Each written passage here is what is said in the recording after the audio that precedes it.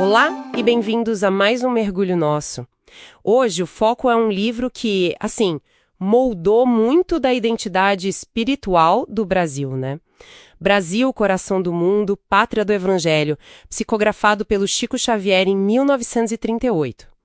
E olha, nossa missão aqui é ir bem além daquela briga famosa por direitos autorais.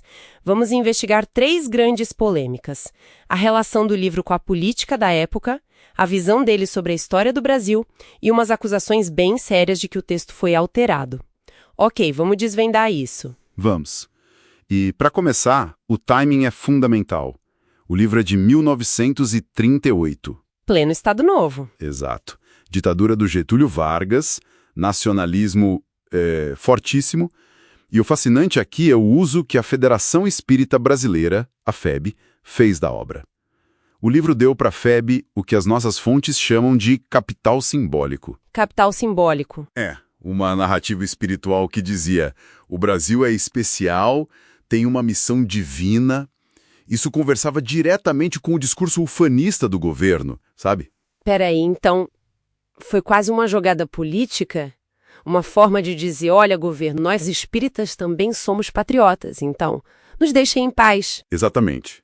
Foi uma ferramenta de negociação muito, muito inteligente. Garantiu a sobrevivência e a liberdade de culto num regime que era autoritário, católico e, muito desconfiado de outras religiões. A obra legitimou o espiritismo, né? Entendi. Certo. O livro já nasce nesse jogo de poder. Mas é aqui que fica realmente interessante. A forma como ele retrata a história. Eu fiquei chocada com uma passagem que as fontes destacam, descrevendo os africanos escravizados como animais brávios e selvagens que vieram para cá cumprir um destino kármico. É uma linguagem muito, muito pesada. Pesadíssima. E não é uma ideia isolada no texto. Ela se encaixa no que os críticos chamam de visão providencialista. Providencialista. A ideia de que tudo, até a brutalidade da escravidão fazia parte de um plano espiritual maior. E na prática isso funciona como um instrumento de amnésia histórica. Amnésia histórica? Quer dizer, uma forma de apagar a violência, a responsabilidade dos opressores e colocar tudo na conta do karma. Precisamente. A crueldade do sistema fica minimizada, a responsabilidade humana diluída. E tem mais. O livro romantiza a abolição. Trata a Lei Áurea como um ato de filantropia da princesa Isabel. Nossa! E as fontes são claras. Isso ignora que a lei libertou, mas deixou a população negra num desamparo social completo. Sem terra, sem casa, sem suporte algum. É chocante pensar que um texto espiritual possa ter essa visão tão problemática da história. E, pelo que as fontes indicam, os problemas não param aí. A própria autenticidade do que a gente lê hoje está em jogo, certo? Certo. Essa é a terceira grande controvérsia e ela coloca em dúvida a integridade da obra. A acusação é muito séria, de que o texto original do Chico foi alterado pela editora, a própria FEB, antes de publicar. Alterado. Isso. Isso levanta uma questão importante sobre o que é mensagem mediúnica e o que é intervenção humana, né? E qual teria sido o objetivo? O que eles teriam inserido no texto? A principal acusação é a inserção de referências ao rostanguismo. Rostanguismo? Isso.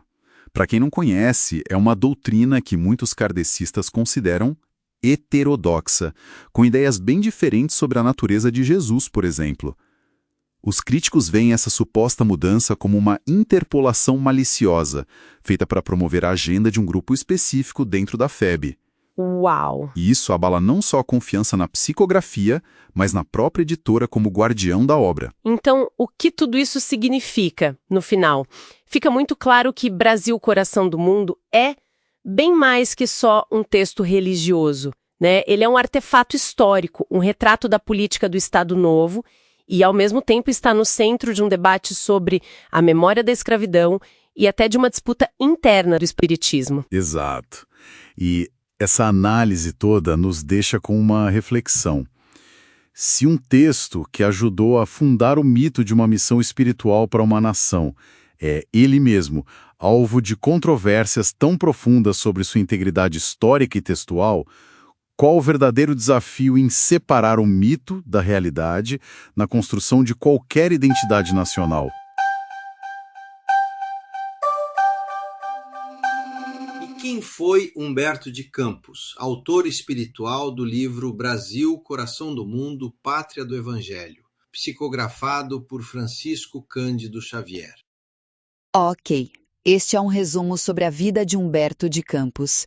Pensa num dos escritores mais populares e, ao mesmo tempo, polêmicos do Brasil no início do século XX.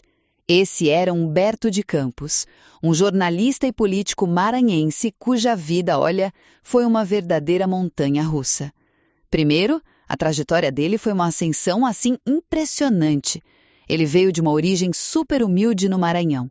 Nasceu em 1886 e depois que o pai morreu teve que trabalhar desde cedo. Mas no jornalismo, a carreira dele simplesmente decolou, sabe? Foi para o Rio, virou amigo de gente gigante como Olavo Bilac e foi eleito para a Academia Brasileira de Letras.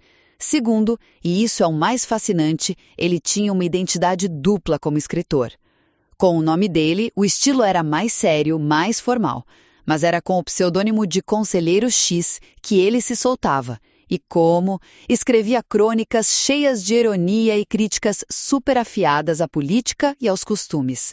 Resultado, chocou a sociedade conservadora e virou um dos cronistas mais amados e odiados do Brasil. E por último, a política marcou a vida, que teve um fim bem precoce. Ele chegou a ser eleito deputado federal, só que a Revolução de 1930 interrompeu o mandato.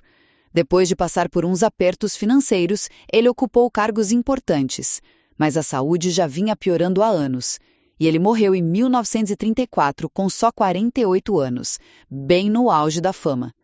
Humberto de Campos foi um mestre das palavras, que com suas duas faces literárias marcou a vida brasileira até sua morte prematura no auge.